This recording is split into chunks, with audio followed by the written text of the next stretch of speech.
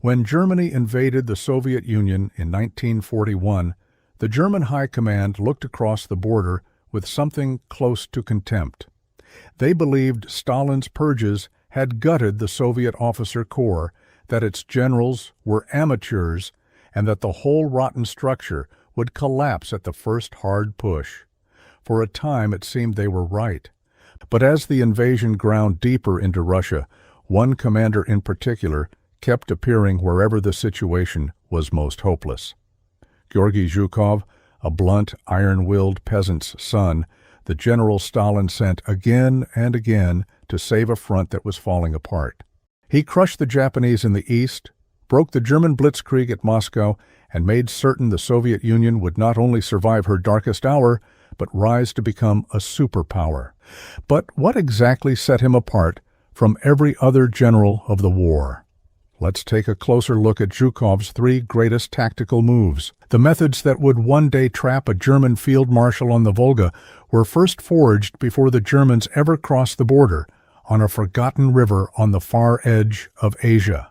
By the summer of 1939, war had already come to the end of the world, to a dry, treeless stretch of steppe where Soviet-allied Mongolia met the Japanese puppet state of Manchukuo. The border there was disputed, marked by a thin brown river called the Khalkhin Gol, and along it the aggressive, semi-independent Japanese Kwantung Army had convinced itself that a short, sharp campaign would settle the matter for good. In May, the fighting broke out. By June, Moscow had dispatched a little-known corps commander to take charge of its forces in Mongolia. Zhukov arrived on the 5th of June, 1939, and the men around him quickly learned what kind of officer he was. He was ruthless, exacting, and utterly without sentiment. He relieved commanders he judged timid, drove his staff without mercy, and buried himself in the details of supply and terrain that other generals left to their subordinates. Eisenhower, meeting him years later, would recall Zhukov's chilling description of how his infantry crossed minefields. They advanced, he said, exactly as if the mines were not there. The Japanese believed they understood their enemy. They saw the Soviets as clumsy and poorly supplied, incapable of concentrating any real power across hundreds of miles of empty steppe. The Green 23rd Division, rated by Japanese planners as barely fit for garrison duty, was left to hold the line. What the Japanese had catastrophically underestimated was Zhukov's mastery of logistics. Zhukov looked at those same empty distances and saw not an obstacle, but a weapon. If he could secretly mass an overwhelming force exactly where the enemy expected weakness, he could do more than defeat the Japanese. He could annihilate them. So he began to build. A fleet of some 4,000 trucks ran day and night, hauling ammunition, fuel, and food 400 miles across open country, stockpiling everything a massive offensive would consume. And to hide it all, he staged one of the most inventive deceptions of the entire pre-war era. Everything moved at night. By day, his radio operators broadcast false traffic about digging in for a long defensive winter, and leaflets circulated among the troops on the proper conduct of defense. Then came the strangest touch of all. Every night, enormous loudspeakers were dragged up to the front and made to blare the recorded roar of tank and aircraft engines. At first, the Japanese sentries fired blindly into the darkness at the noise, but night after night, nothing came. And after a while, the men on the other side simply stopped listening. By the time real tanks were massing in the dark before the attack, the sound of their engines had become just another part of the night. The blow fell at dawn on the 20th of August, 1939. It was unlike anything seen in modern war, a coordinated storm of aircraft, artillery, armor, and infantry striking all at once. Zhukov pinned the Japanese in the center, while two powerful tank groups, held back until that precise moment, swung wide around both flanks and drove straight through the weak cavalry, screening the enemy's edges. Within days, the pincers had met deep in the Japanese rear. An entire army was surrounded. What followed was not a battle, but a destruction. The trapped Japanese refused to surrender and were pounded to pieces in their shrinking pockets. By the 29th of August, every regimental commander in the 23rd Division was dead, and roughly 80% of its fighting strength had been killed. Japanese losses across the whole campaign ran somewhere between 18 and 23,000 out of the 75,000 men committed. It was a double envelopment so complete that military historians would compare it to Hannibal's annihilation of the Roman legions at Cannae 2,000 years before.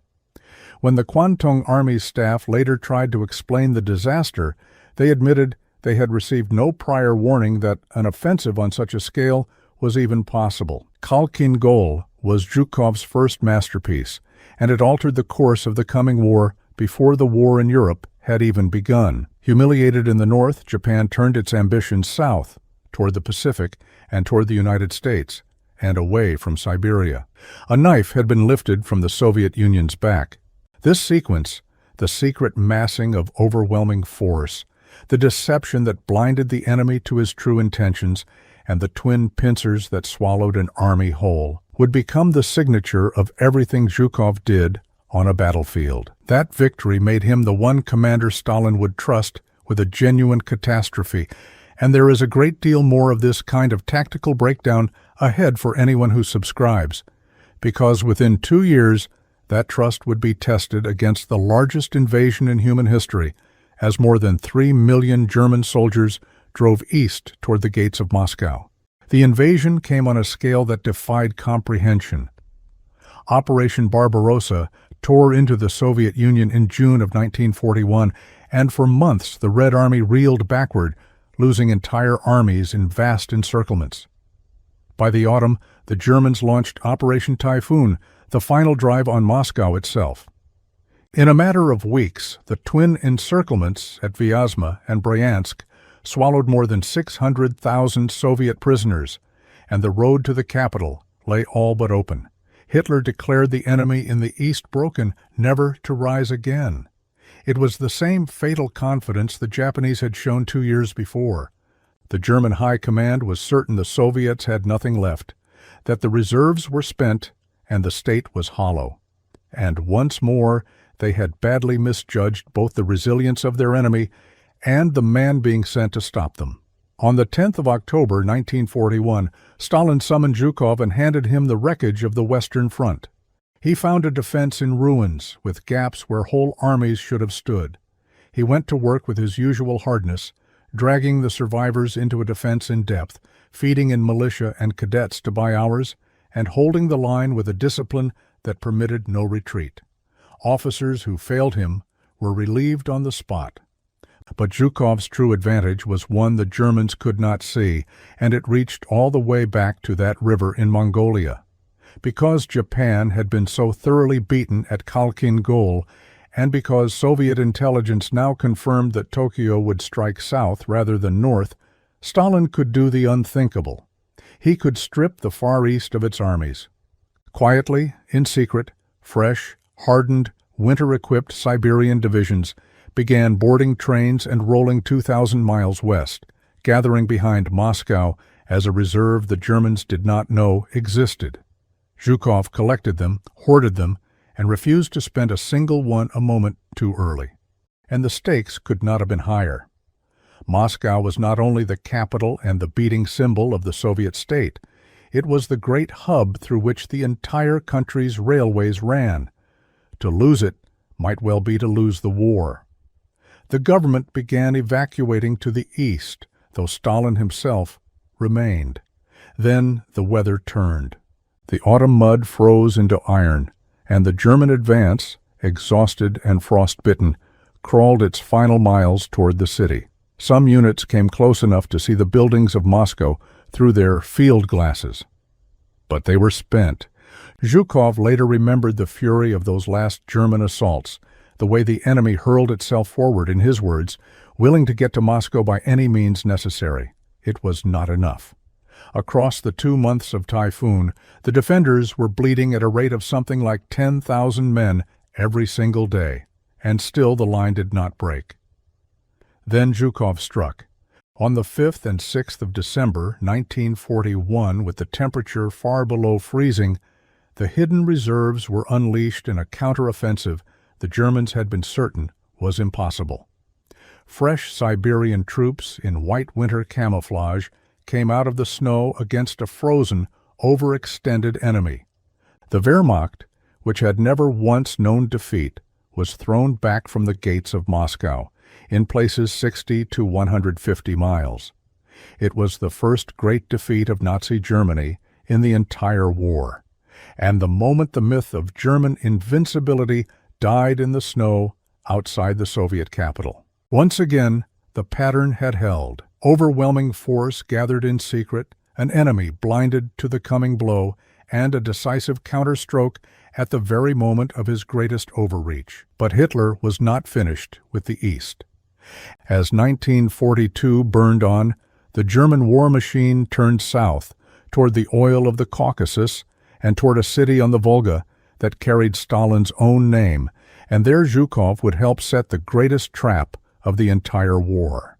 By the late summer of 1942, the German Sixth Army under Friedrich Paulus had fought its way into Stalingrad, and there the war changed its character entirely. The sweeping maneuver of the open steppe gave way to something slower and far more terrible. A house-to-house grinding the Germans themselves came to call Rattenkrieg, the War of the Rats. Every factory, every cellar, every ruined floor was fought for, lost, and retaken. The fighting was so ferocious that the Germans lost more men battling for a single factory on the Volga than they had lost in the entire conquest of France. A German soldier's diary from those weeks captured the growing horror.